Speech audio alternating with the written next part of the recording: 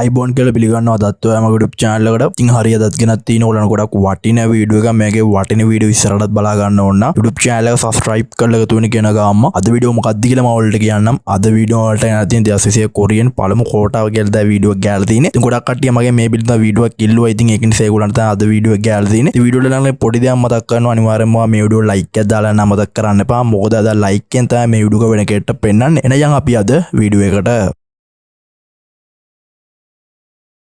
Korean විභාගයට ගේමක් ගහන්න. අපේ app එක කොරියන් සරසවිය. දැන් Google Play Store එකෙන් ඩවුන්ලෝඩ් කරගන්න. මෙම සේවාව සඳහා දායක මුදල් ඔබේ ජංගම දුරකථන ගිණුමෙන් අය කරනු ලැබේ. දායක මුදල් ස්වයංක්‍රීයව නැවත අලුත් කෙරෙනු ලැබේ.